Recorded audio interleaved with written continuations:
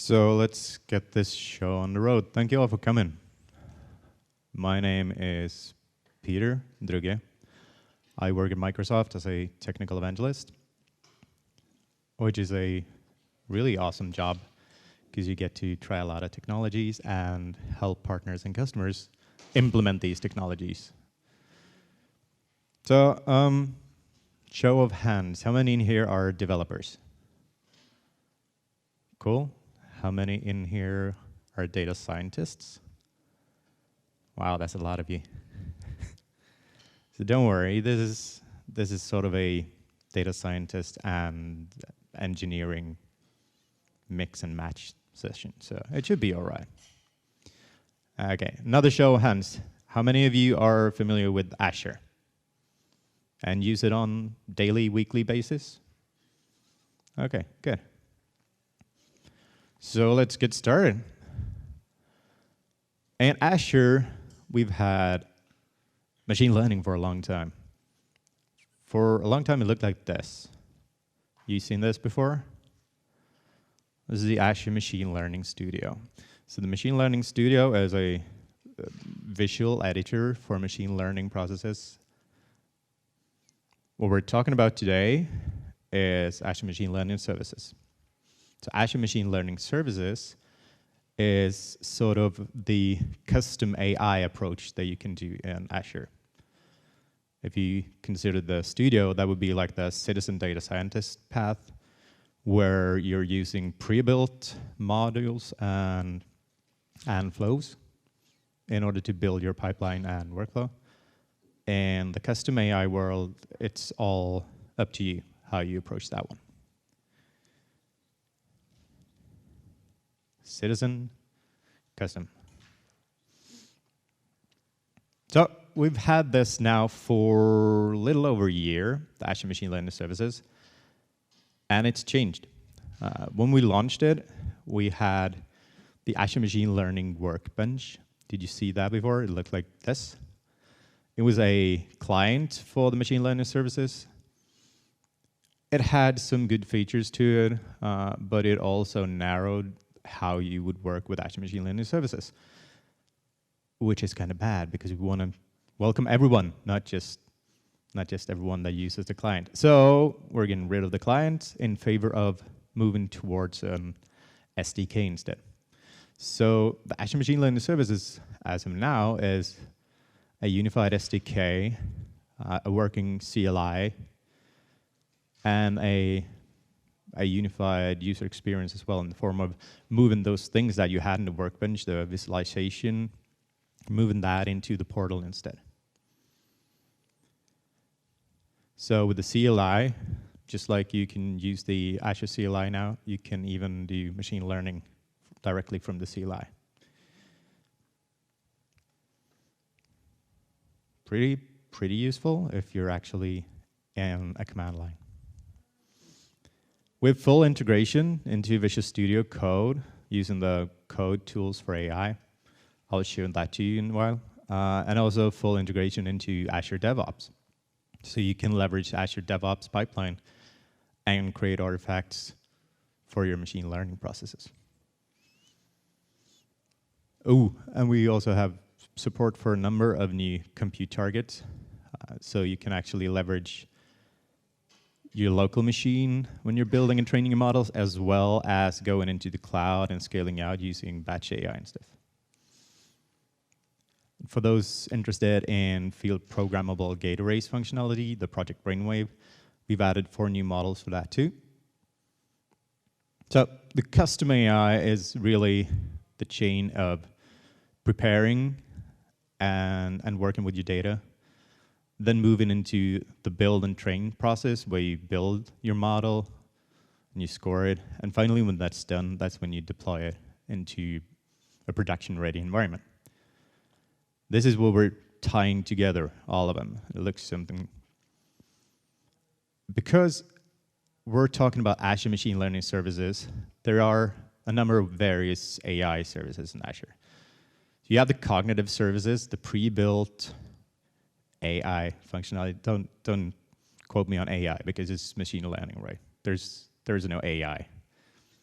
We have the bot service for conversational AI, and then we have Azure Machine Learning Services for the custom AI stuff. The Azure Machine Learning Services is sort of a pipeline for the infrastructure towards Azure. So all of these are built on the same resources, the same services that we have in Azure that we're also using ourselves, just like you're using and your customers are using. So we're using Cosmos DB, we're using storage, we're using data lake, Spark clusters. Your customers are familiar with this, and it jacks in directly into the pipeline. So the tools is where we're advancing. So we created the Visual Studio Code tools for AI extension that I'll show you. There's also then the Azure ML Studio.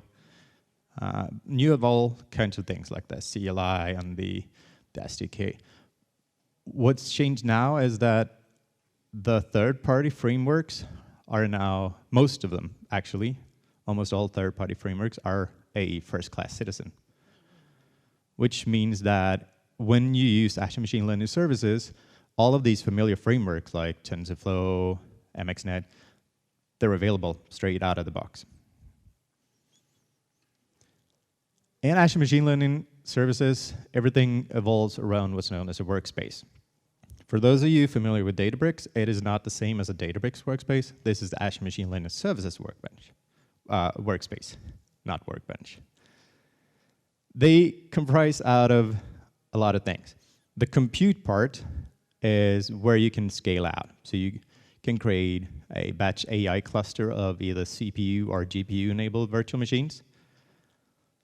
You can have a data science virtual machine that we have in Azure, or you can just connect to your own virtual machine anywhere.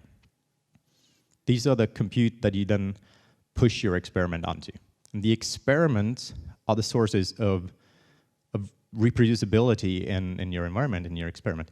You can consider the experiments as everything that is the logs, how the run went, how the scoring went. You can see all of them straight into the experiments. Data stores is, by default, when you create a workspace, you get one data store, which is just storage. But you can connect a data store, which is SQL data warehouse or Cosmos or something else. The models part is your built models, right? So this is actually where we have a model repository for you to use and to share within your company. The images are our way of making this deployable into all kinds of situations and all kinds of environments. So once you've done the model and built it and registered it, you can create an image for that. That then would be the deployment. And deployment, we track that too. So this is all really a matter of tying everything into sort of an enabling and tracked environment for your machine learning process. The pipelines is an awesome way of making this reproducible. I will show it later. And activities is just a top-down view of everything that's happening in your workspace. So it makes it easy if you're multiple people working in the same workspace. This is actually a resource group, which means that you can do role-based access control on it and easily invite other people to participate in your experiment. It's very, very good. So this is how you go about in the process of creating this. From your left, you have the prepare. That is when you work with the data. Either you do it in Azure Databricks, or you do it in some other place. I mean, massaging data and transforming data is a huge part of data science process. It's like, seriously, that is all there is. Data science, data science, data science. That's data. It is not a lot of coding. Then you translate. Then you move into building the model, which now you can use any IDE of your choice. So trying to force you into the workbench is gone. Now you can use Jupyter notebooks. You can use Visual Studio Code or PyCharm, anything that you would like, which makes this a lot easier. After we've done that, that's when we connect to the experiment and we run on that compute.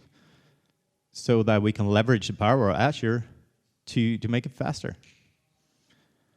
After that, we register and manage our model, and then we create the image, and we can deploy the image. So we can deploy the image to an ACI container, Azure Container Instances, out of the box, as well as Azure Kubernetes Service, AKS. In reality, what I think you do is you publish your container to ACI when you sort of do QA. But when you want to do production grade stuff, that you probably should use AKS instead. It's all up to you. The world is sort of separated in this process, in this space. So traditionally, the data science process stopped once the model was finished. And it's sort of like someone went with not a diskette, but sent the model to some engineer, and they had to incorporate it into an application. Azure Machine Learning Services ties these worlds together so that once the model is published into the registry, other parts of the company can leverage this model straight away. They can look into the registry and see, here's a model for anomaly detection. They don't have to build it themselves. They can go ahead and use that. Makes it a lot faster. All of this is something that you can tie into pipelines. So you can create a pipeline for the entire process and make it reproducible. And by making that into pipeline and reproducible, you will also get the benefit of being able to retrain and running these pipelines whenever you feel like it. You can schedule them. So the internals of a workspace and how this works, bless you, is that, let's imagine you're sitting on your computer writing code. You're writing an MNIST solution. And you connect to the workspace. What happens is that we snapshot the folder and send it to the experiment. So we know of your files and your dependencies. We then create a Docker image with the base Docker image that has all those third-party libraries readily available. And then we deploy it and snapshot to the compute target that you picked, as well as attaching the data store. And again, this could be just a blob store, so it'd be direct blob attach, or you can do more advanced connections, like SQL Data Warehouse. Once that's done, we launch the script that you're writing, and the training process begins. We stream all the standard outs and logs and metrics directly into the experiment so that we can send it back to you as well in your IDE that you're working in. If you change your files, there's a new run that you can see the run history, you can see what's changed, and we tie it together. So Azure Machine Learning Services is really just a logical bag of history for all your runs. So let me just show you how this looks like.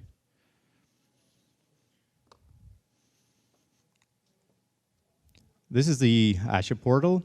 I'm sure most of you are familiar with it already. I have a workspace set up already for my Azure Machine Learning Services. And down here, we have these artifacts that I showed you earlier. So we have the experiments, pipelines, compute, models, images, deployments, and activities. If I go into experiments and look at it, you can see that currently I have 3 registered experiments. So one's the AutoML, one's MNIST, and one's something that's known as Training Notebook. So I have all this set up already. So imagine if I then were to write code. I could go into a Jupyter notebook in Azure Notebooks and start just writing a normal machine learning code. I'm going to walk you through this because it saves a lot of time instead of writing it. It's easy as that. So let's see. Can everyone see, or do I need to zoom in more? Is that good? Cool. So we make sure that we have a container instance because we need that in order for the model to be published somewhere. Once that's done, we import the Azure ML SDK. We initialize a workspace. So we can see if the workspace is there, and if it's ready, we connect to it. We give the experiment a name, and then we start our normal training. So this is just a normal code for a very easy run. But it goes to show a demo. So I create a ridge model, and I log some parts of the data for it. So you can see I'm logging the alpha, and I'm logging the mean squared error. And then I'm starting the experiment up here. I'm completing it. So you can see the run, the output of it. You get as well a deep link into the portal if you'd like. So if you click it, you will get directly to that run history, and you will see what is happening within it if it loads. I can't blame Wi-Fi because I'm on wired network. So. But you can see here that here are the track metrics. And if I had more runs, I would see all of them, and I could compare the metrics to each other. Okay? So if I do parameter sweep, as in trying different hyperparameters for this model in many runs and batching them, I can then look at the report for that as well. Maybe. Should go faster now. I can't blame the distance to like Amsterdam as well. It's not really that far.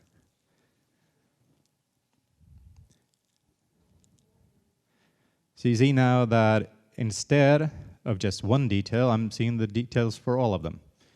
And I can see all the histories and how long they took. It's pretty cool. Then I can select the best model from the experiment simply by querying using the SDK. I give it a tag. I'm calling it the best one. It's not really a good tag, but yeah, let's skip that one so we got more time.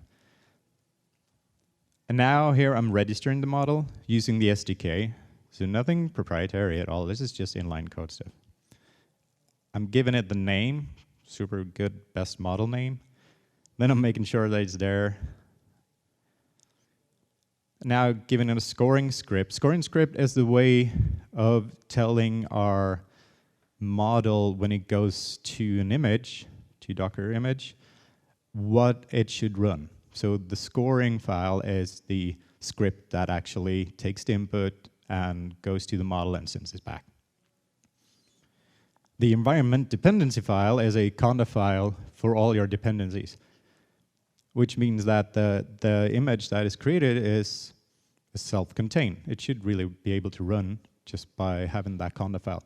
And you're not limited to just libraries.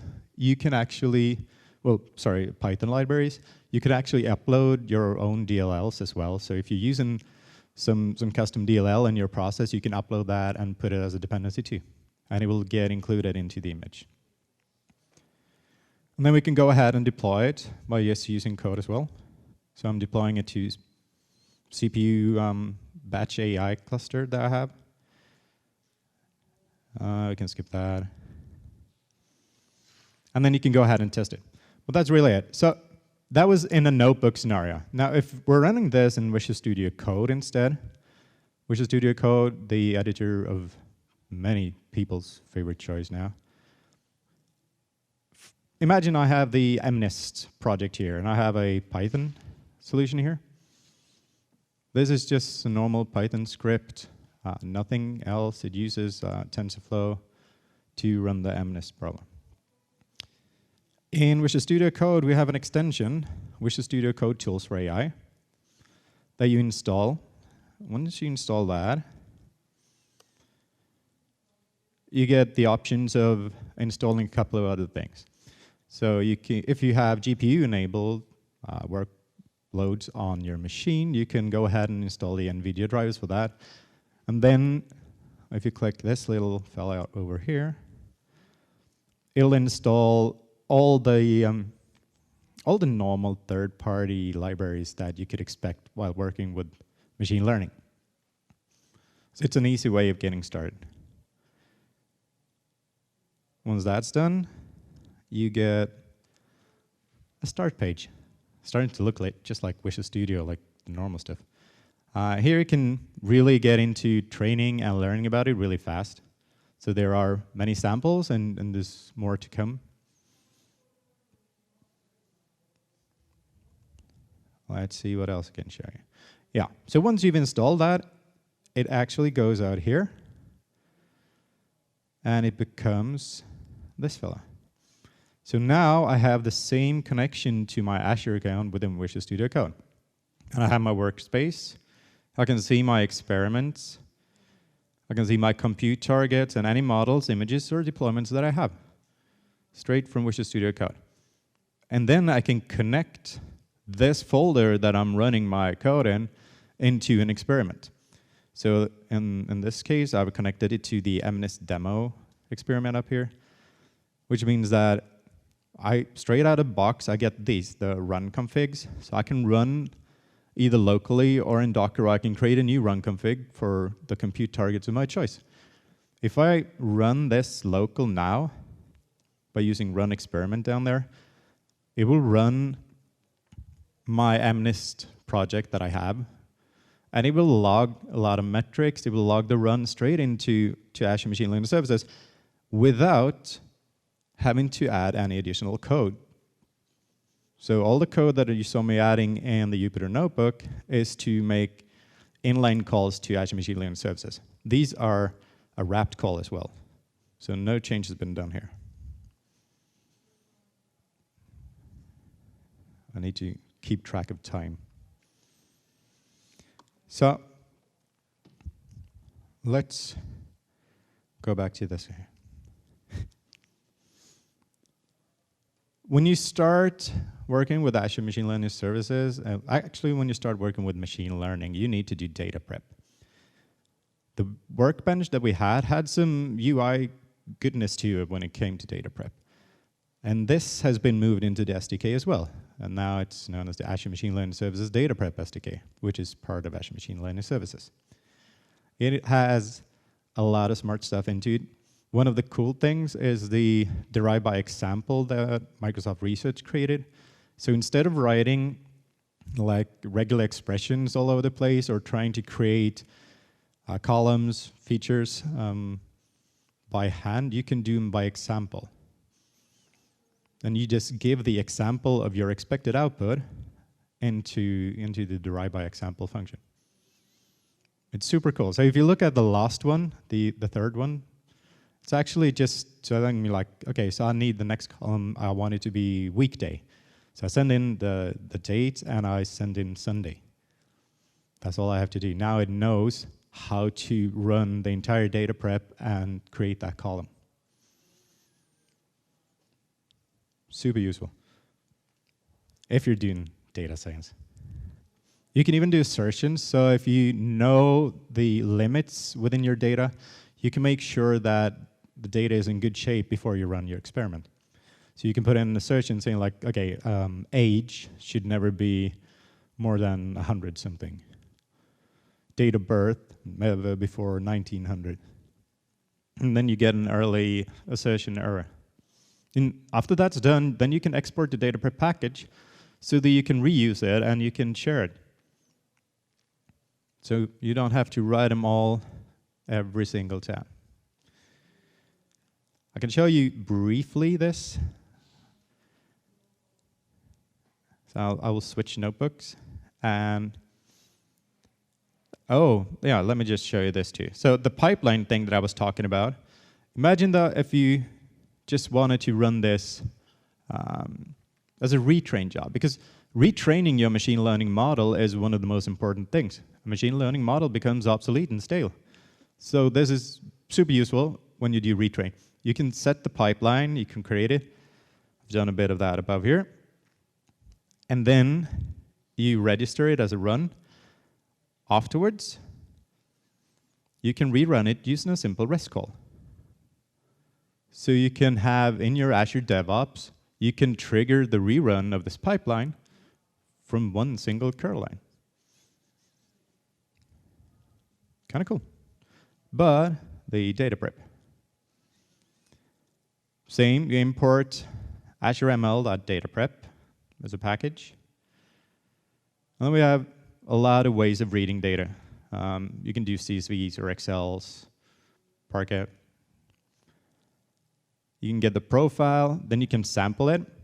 And when you sample the data, it just takes a part of the data, and then you run your data prep on top of that. Once you're happy with it, then you can run the same data prep on your entire data set. Just saves a lot of time. You have a lot of out-of-the-box functionality that is useful. Profile, the derive by example. You can filter, so you can just get the data you need in a very easy way. And you can do a lot of transformations, just like you can with a lot of different languages and libraries.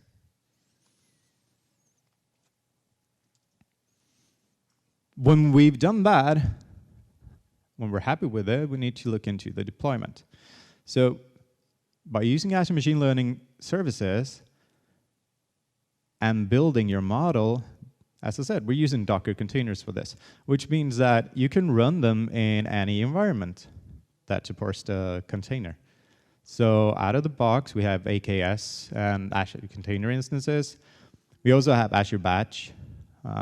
You can publish it directly to an IoT Edge capable device of running the container. That's supported straight out of the deployment path. So in Azure DevOps for AI, you can create steps very easily. I'm not going to go in and show you that.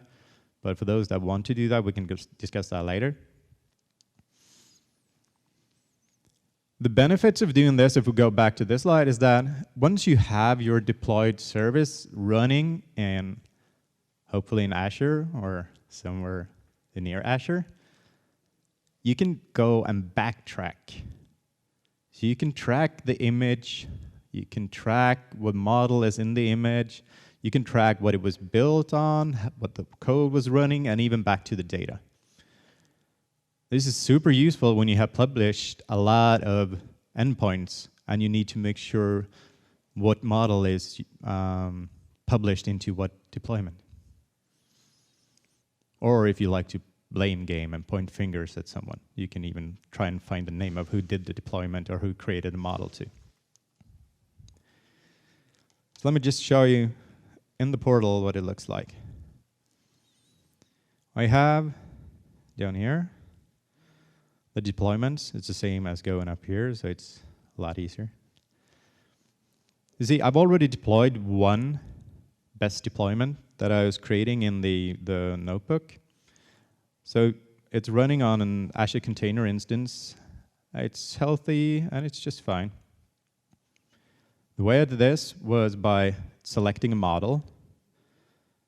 This is the model registry. So as you can see, I have 3 models registered. You select a model, and then you create an image. When you create an image, you give it a name, of course.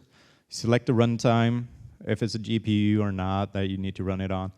Then you find that scoring file that I was talking about, the launcher, so to say, for the model, as well as the conda file. And that's all you need to create it. You can do advanced settings, and you can even add your own Docker file and schema file, as well as the dependencies that I was talking about. So you can add any files of your liking as well on top of that. So when that is created, you get an image. That's a Docker image.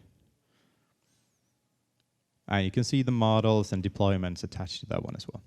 Okay? I can just show you in the Azure container instances as well. You can see my model running just fine. So you can either look at it from the Azure container instances point of view and see what is running within your container instances. But then again, out in the workspace, you can track everything that you like.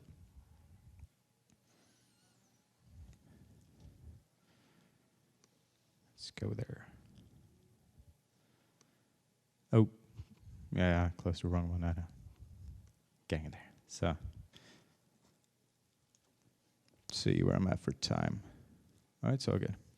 So, we also need to do this over and over again. So we created something that is called Azure Automated Machine Learning. You might hear it referenced as AutoML. Google has a name that is AutoML2. It is not the same as this. Google's AutoML is roughly the equivalent of our cognitive services. Okay? So that is just a sort of mismatch in naming. But AutoML is automated machine learning. So it combines a collaborative approach with filtering and Bayesian, and it's trained on shitloads of runs. This enables us to run a lot of models for you and try algorithms, try hyperparameters that you instead previously had to do yourself. This was a super tedious task, and we do so while preserving your right for data privacy, so it actually doesn't need to see the data as well. If you look at it this way, it's like, this is a normal approach of building a model. You have a data set, you have an algorithm, and you have some hyperparameters that you like tweak. The hyperparameters, for those unaware of that, is the equivalent of, say you have an algorithm that is a forest or something. That would be, the hyperparameters would be like number of leaves and trees. So you tweak those a lot when you work with machine learning in order to get the best output and best performing model. So all of those three, you build it, out comes a model, fine. Then you tweak the parameters a bit more, then you get another model, and you wait. Then you tweak, and you wait, and you get another model. This is a tremendously tedious and repetitive task that not a lot of people like. Like, not even data scientists really like it. Imagine then doing this over and over again, and adding algorithms, creates new models, more hyperparameters. I think you see where I'm going here. Just creates a lot of models, and it takes time because it's a repetitive synchronous process. This is what automated machine learning takes care for you. So it runs this based on a set principles. So you determine in advance how much time it's allowed to run for each iteration, as well as how many iterations it runs on. Currently, it supports regression and classification, but more flavors of machine learning is to come. And it's that easy to do it. And the output of this, you get it in like a Jupyter Notebook, for example. You get it iterationally, and you can see the best performing model, and then you can pick that one, and it tries all kinds of things. It drops out if the scoring is too low, so it doesn't keep running bad performing models as well for you. So let me show you that. I have another workbook. Ooh. That was the data prep one. So this is the AutoML Notebook that I have.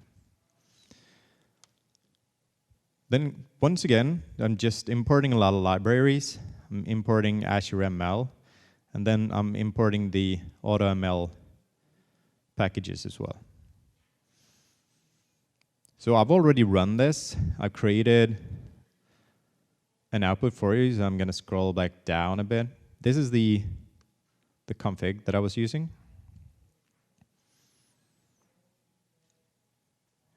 Nothing fancy at all. Just the breakpoints are for the amount of time the iterations can run and how many iterations. Then the cross-validation. Also, the primary metric I'm using to evaluate them is something that you need to supply as well. So in this case, it's area under curve, the weighted version.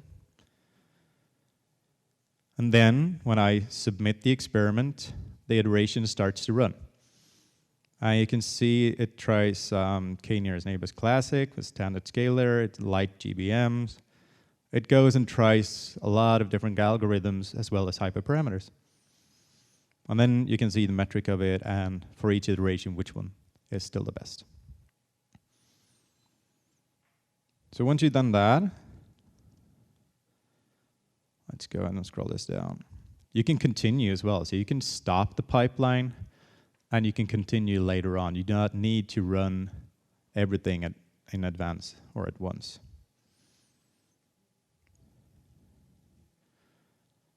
Yeah, there's a lot of red there. Don't worry about it. Afterwards, you can explore the results. So you can you can see a list of all of them, all of the runs, and all of the various scorings that are involved.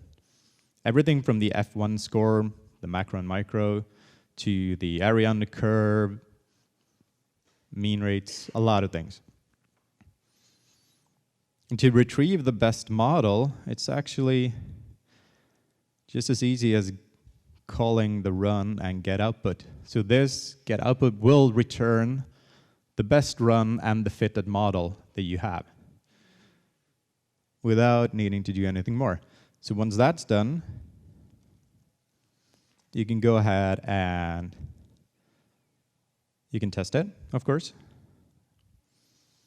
So you can see if it works. So this is predicting numbers. This works very well.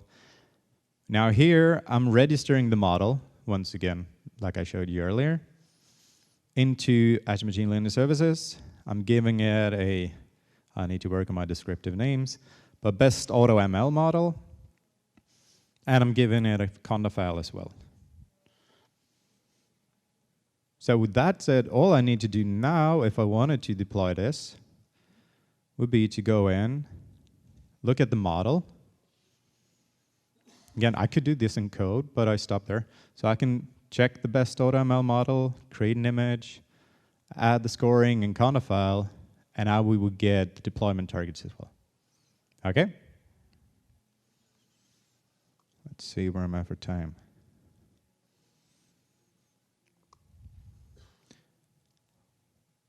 Well, that's still good. In order to get started with all of these things, there are some resources that you should do. The one that is by far the best resource for this is the notebooks. All of the code that I've showed you in notebooks are available to get from GitHub. And not just to get them from GitHub, let me show you. But you can go even easier. So this is the repo, Azure Machine Learning Notebooks. As you can see, it holds all of these demos and more. So you have the AutoML, there's a data prep, there's a pipeline, there's Project Brainwave, which is an awesome name, which is just launching it on field programmable gate arrays. Field programmable gate arrays is really useful to get performance scoring. Okay, so if you want to do really super fast scoring, that's when you do it. And training and tutorials as well. The best thing here is this little fella.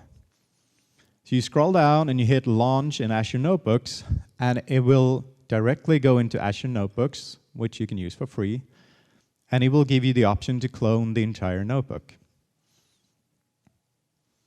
So once you do that, you will get the notebooks running in Azure Notebooks.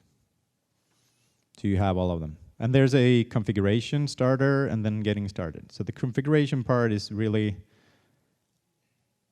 it just does make sure that you have a workspace and that it's wired up correctly and stuff like that. Okay? And that is really it. That's all there is to it. The free trial for Azure is good if you're not using Azure because you need to be connecting to an ACI, Azure Container Instance, in order to leverage all the functionality of machine learning services. Release notes give you an indication of what happens when and where. It is a cross-platform SDK, currently for Python. More languages welcome, like R. So I will leave you early because I was pressed for time and now we'll run too fast. So if you have any questions, you can either come up now for a couple of minutes or we can talk in the Ask the Expert zone instead. Those are all up to you. Or you can reach me on Twitter and on email for sure. So just remember, this is really now for everyone. We don't want to force you into Workbench. We want to let you keep working wherever you want to work. It's super flexible. You can use a lot of inline code, or you can just wrap your entire project and not even touch your code anymore, but you still get like run history and a lot of benefits from that. Oh, I'm just going to show you one more thing. Just one more thing. All of these models, of course, are very, sorry, let me just go to an experiment instead. Say that we have the training notebook, and we take one of the runs. You can see the logs for it if we had any. Oh, it's actually in Swedish. What the hell? Yeah, sorry about that. But this is a good thing. For every run, you get the option to download the model. So it's not locked up anywhere. It's still there. You can download the pickled model and use it. Ladda ner is Klingon for download. It is enterprise grade. It's super performant, and you can use a lot of compute power if you have a credit card, or if your boss has a bigger credit card. And when you deploy to like AKS clusters, it'll just scale insanely. Be warned, this is always the thing with machine learning. Correlation does not equal causation. So just because two things appear to be the same doesn't mean that they have anything to do with each other. I don't think people drowning in a pool made Nicolas Cage make more movies. That's bad. Or I don't think he made so many bad movies that people went and drowned themselves in a pool. But a machine would think that these correlate. And it would not mean anything in that case. So with that, thanks for listening. Feel free to reach out. There's a talk tomorrow on ML.NET, which is our machine learning framework for .NET developers. If you're into that, please come. If not, thank you for listening.